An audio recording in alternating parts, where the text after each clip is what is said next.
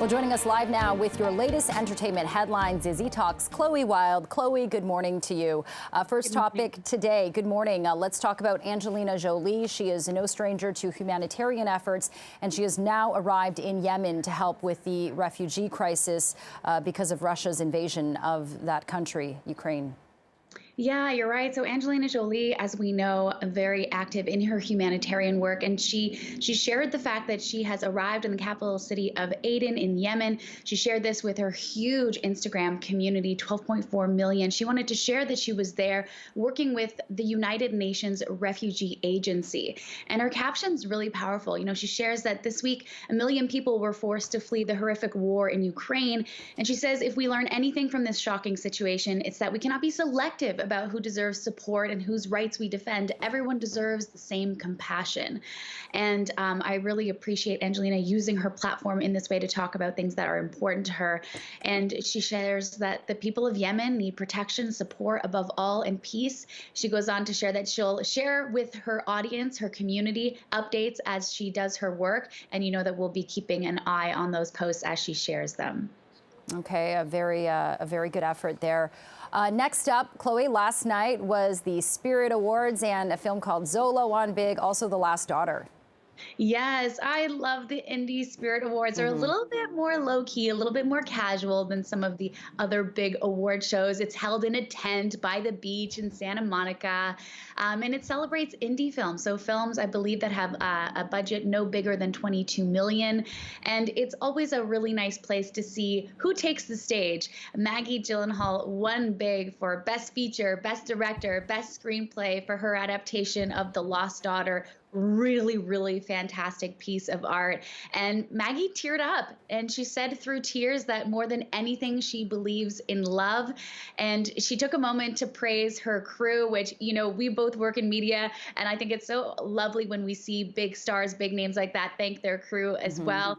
And what's interesting about the prizes she won is sometimes at this award show, it can be a preview to see who might take home some big awards on Oscar night. Last year, we actually saw Chloe Zhao's Nomadland pick up Best Picture at the Indie Spirit Awards, and then it went on to win the top award at the Oscars. So we'll be definitely keeping an eye on The Lost Daughter and Maggie.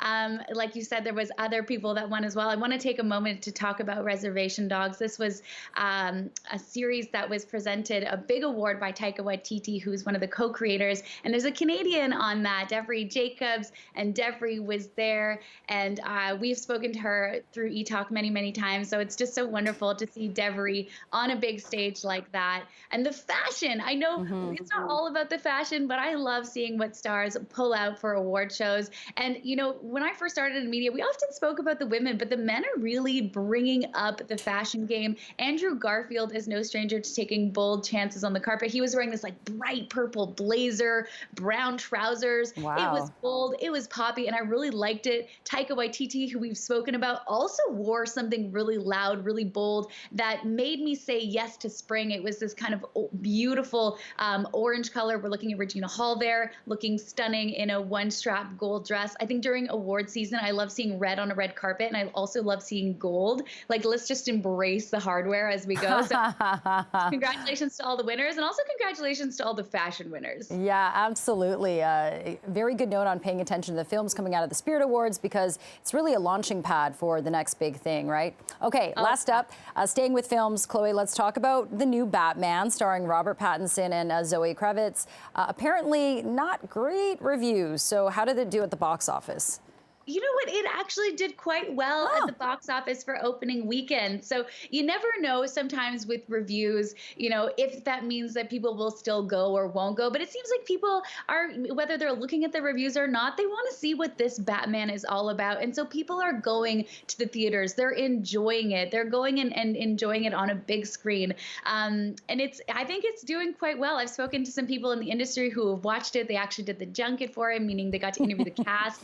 And everyone just had a blast and said that Robert Pattinson did an incredible job. And Zoe Kravitz, I mean, Zoe Kravitz is incredible in everything that she does. But I think in this particular movie, people are really, really taking notice of the hard work that she did. So, you know what, friends, if you're excited to go back to the movie theaters at something in your comfort zone, maybe go check out The Batman, because I think it's definitely one that's worth seeing on a big screen. Yeah, and how cool is it that Robert Pattinson was a vampire and now he's a bat? So he's a vampire what bat. Can't you do? You know, werewolf next? I don't know. Exactly. Okay, Etalk's Chloe Wild. Always fun chatting. Thank you so much.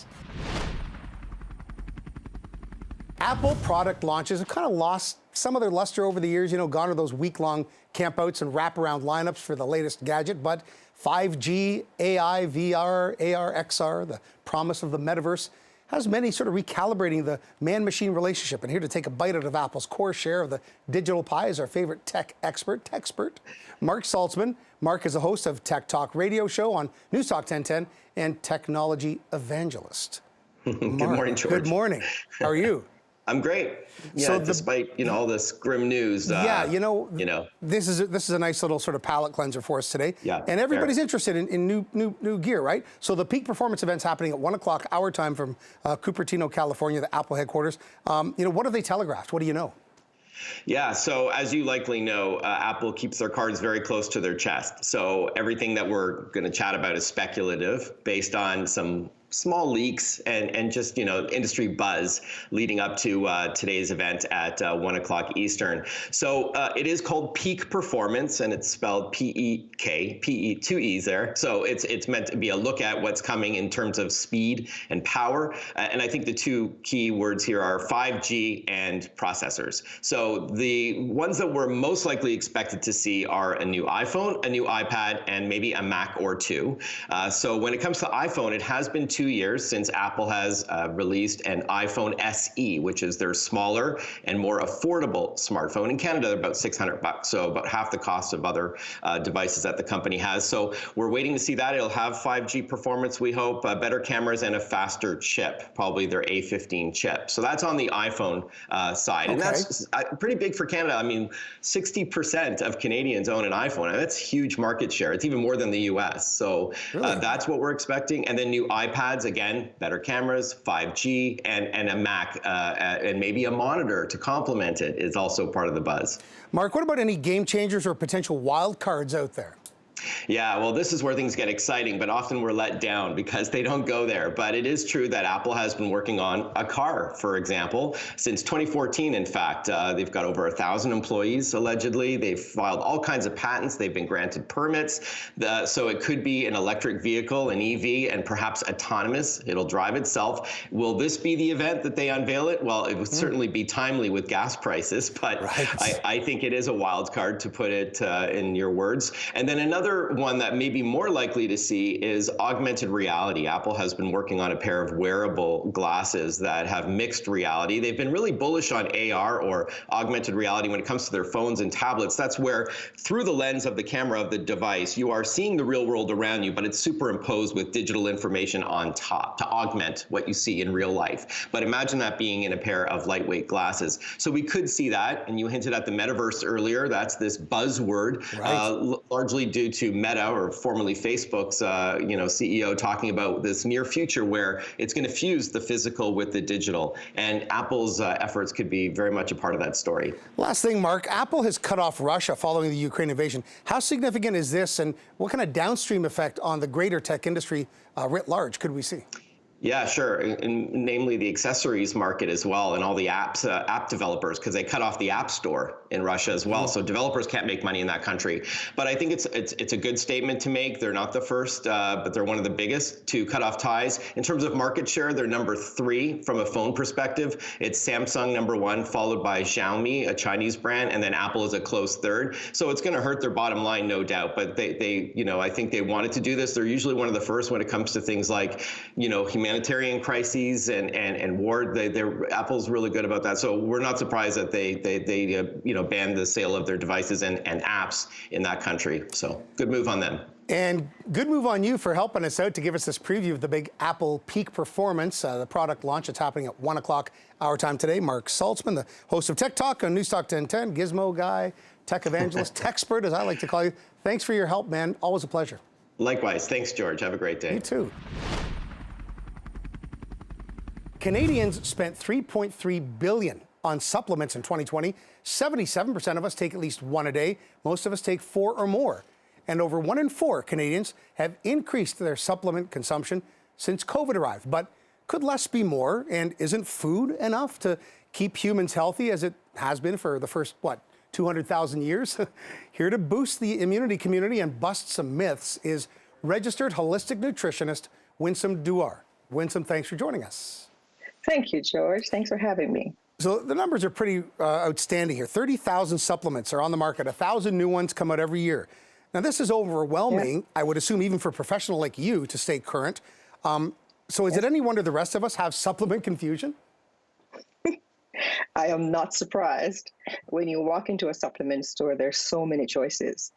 But when you think about what we're trying to do, we're trying to maintain our health, and most of us are trying to do everything possible.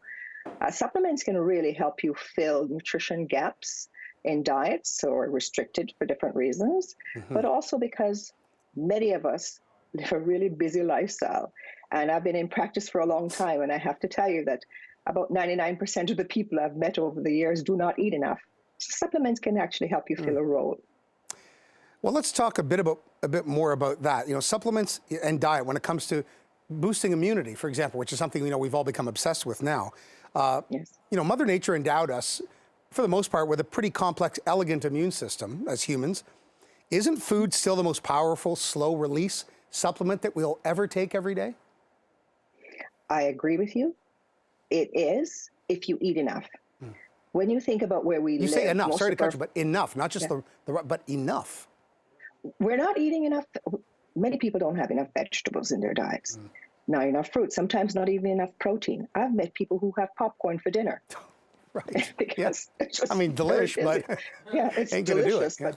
But a lot of us eat for taste rather than nutrition, and supplements can really help you fill the gap and to help you just allay a lot of the confusion. I've developed a really good program. It's called Total Health by mednow.ca, and it actually helps you to screen and find out what you need. There's an assessment tool. Great. Take the quiz, and you will find out it's free, and I'll be able to curate your own personal supplement line for you. But most supplements can really help. That is excellent advice, and we're going to repeat that at the end of this interview. But I want to sort of reverse engineer and double back on things as we pull out of this pandemic.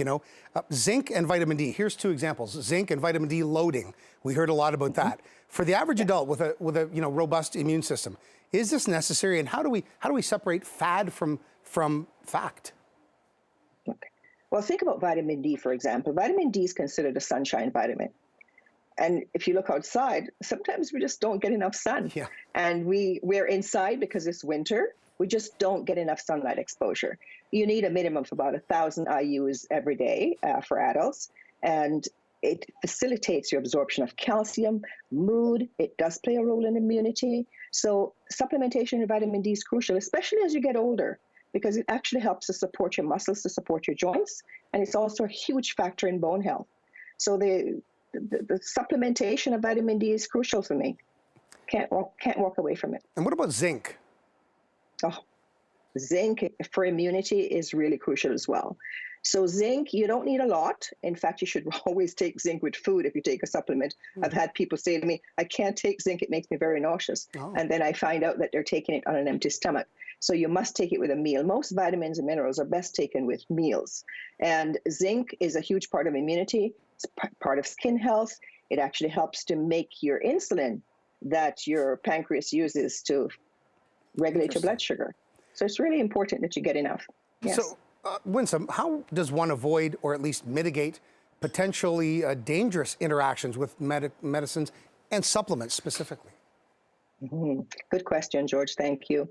If you think, for example, of somebody taking a thyroid medication, it is best taken away from supplements, especially minerals. And we actually offer a medication review with our pharmacists. So you could check with mednow.ca, and our pharmacists are on tap. And of course, they can tell you if there's going to be any kind of interactions. Or just talk to your own local pharmacist if you have to. But please know that there can be interactions and they should be taken appropriately. Read the labels. Follow the directions or see somebody like myself to help guide you. A professional can really help you choose well. Absolutely. Last thing, how important is good gut microbiome, good gut health to overall health and wellness? Not, just physical, but our mental health as well. Well, your brain, I say your first brain is actually your gut, but microbiome is your probiotics. And sometimes we've been on antibiotics, medication, and sometimes you just ingest foods that are a little contaminated, and you want to make sure you keep that really healthy. It prevents colon cancer. It's going to help you with stopping bloating and distension, and of course, it helps to make your neurotransmitters start making like your serotonin and so on, before it starts making it in the brain. Winsome Dewar, discussing supplement confusion. You are a registered holistic nutritionist. Last thing, seconds left. How do people get in touch with you for more? Okay. Contact me at medno.ca, and you'll be able to book a chat or take the quiz, and I'll be able to give you a full screened recommendation. Excellent. Winsome, thanks so much. Happy Thanks Nutrition for having Month. Me. Thank you. All right. Eat well, my friends. As spring or March break approaches, whatever you want to call it, and COVID retreats, travel is on everybody's mind. And here were some pro tips to help you plan everything from that exotic globe-trotting adventure to a simpler vacation is travel advisor Carolyn Ray. Carolyn, good morning. Welcome to the show. Good morning. It's great to be here. Let's go through your tip sheet, starting with managing our mindset. I think visualizing a vacation is a good place to start, right? It is, and we've spent the last 2 years, with all these travel dreams that have been unfulfilled for a long time. So now we get to actually start to activate those and put all of our dreams into action. So it's an exciting time for those of us who love travel. And with spring break coming up, then we can start to take that first step and make all those dreams real. For sure. And we're all anxious to get out there, but I think it's important to slow down and focus. And I really love this tip of yours. Be in the mindset of a traveler, not a tourist. What does that mean? I think that one of the things we have learned through the pandemic is how interconnected we all are and how important it is to help support each other and communities that we travel to. So one of the things I've been doing, and I've been doing this throughout my travel career and as the CEO of Journeywoman, is to take my time and slow down and realize that when I go somewhere, I am there to support the community, not just to superficially see a place, but actually live in a place and be a part of that community. And, I just got back from 3 months in Mexico, excuse me, and I learned Spanish. I got to know the people in the community. And there's this whole new trend, George, called Slow Mad, which I think is going to be really exciting for those of us who have the flexibility to travel almost, on a full-time basis or work remotely. Oh, you're speaking my language, Carol, let me tell you. And, many of us can really take control of our own trips these days. We have so much autonomy and freedom with digital. But, whether it's something more ambitious or just a simple trip, a professional travel advisor, this can save you a lot of headaches, right? Absolutely. And, when I would recommend if you are looking at any kind of trip that has more than one connection or is out of country, to consider using a travel advisor. Because even when I went to Spain, and by the way, George, I've been on about 25 flights since last year. I've had about 25 COVID tests, and I've only had one flight cancellation, which is very fortunate. But I had a travel advisor who actually was aware that my flight had been canceled, and I was walking the Camino in Spain at the time, and I got off the Camino and everything had been arranged for me. I had a hotel in Frankfurt. It was all done. So no stress, no anxiety. And I think travel advisors can play a really important role, especially for those travelers who might be a little nervous about their first trip. And I'm going to fuse these next two into one. Rehearsing for the worst, preparing for things that can go wrong, the unexpected, and keeping fresh with your travel testing information, not just for COVID, but other things. You go some places you need to get, different shots or meds, and it changes. Absolutely. everything is changing rapidly. And I think this gets back to mindset, which is we have to accept that travel is not the way it was 2 years ago. And then we have to have a lot of patience and flexibility and be ready for the unexpected. And that means having a plan. That means having travel insurance. That means, always thinking ahead to what could happen. And I think once you do that, you can control your fear and anxiety a little bit if you have a bit of a plan. And I'll give you an example. My daughter went to Mexico a few weeks ago. She planned it herself. And I said, great, what's your plan? What if you get a negative or a positive test? What happens? And so she had a plan. She looked around. She made sure she had a plan B, C, D. And that's what we have to do now as travelers, is just For sure. Peace of mind, peace of mind. And finally, Carolyn, traveling with kids, this can be its own adventure, right? Absolutely. Well, my daughter's 21 now, and she's been traveling with me since she was 3. So she's quite a good traveler. But I think I'm a little old school in that department. I like to bring things for kids to do, whether it's a pack of cards or games on the plane. I think it's, when you look at young adults, you want to make sure that they have the right safety. We're thinking about safety with them, and that we're looking after them. But my last tip, just for traveling with kids or traveling at all, is to pack lightly. And that just relieves so much, so much anxiety in the travel process when you don't have as much stuff to take with you. Carolyn Ray, travel advisor, great stuff. Look, March break starts Monday, so this is news we can all use. How do people reach out to you? I'm an editor at journeywoman.com or journeywoman.com. We have lots of travel tips, packing tips, safety tips. So come take a look, and I'm always happy to answer more questions. Happy and safe slow mad travels to you, Carolyn Ray. Thank you so much. Baycrest Foundation encourages everybody to get a head start on brain health with the inaugural Bike for Brain Health, which will take over the DVP, you're looking at it live right now, and the Gardiner Expressway on June the 5th. That's a Sunday. And here with more on how pedal power and brain power sort of intersect is Baycrest Foundation President and CEO, Josh Cooper. Josh, good morning and welcome to the show. Good morning. Thanks for having me. This is a great event on Sunday, June 5th. This, for many years, was Heart and Stroke Foundation. We've covered it here often. So share how the Bike for Brain Health, the backstory, and how Baycrest Foundation became involved. Sure. So a lot of people may not be aware, but Baycrest, we've been around for 104 years, serving Toronto, and we've been running our own bike ride for about 25, 26 years now, and even throughout the pandemic. And so when the permit for this became available from the city, we just felt it was a natural extension of our other programs that we've been doing, and we jumped on it. And so we're happy to have the opportunity. Very cool. There are a lot of these fundraisers that, even though we're starting to, slowly come out of the pandemic, many are still going virtual. Why did Baycrest Foundation opt to sort of start planning it in person and now put it forward? So I'll tell you, even our other bike ride, we were still able to run it as an outdoor event in person for the last 2 years. So wherever we have an opportunity to still do something, if it's outdoors and obviously if it's safe, because we are a hospital, as long as it's safe, then the outdoors is certainly the best place to be, especially during COVID, as we learned. And so after 2 years of people being locked up and having cabin fever, the reality is that people just want to get outside and see others and be safe and in person and raise some great money for a fantastic cause. And what could be better than brain health? You got amen on that. Hey, look, tell us about your fundraising goals and where does the money go?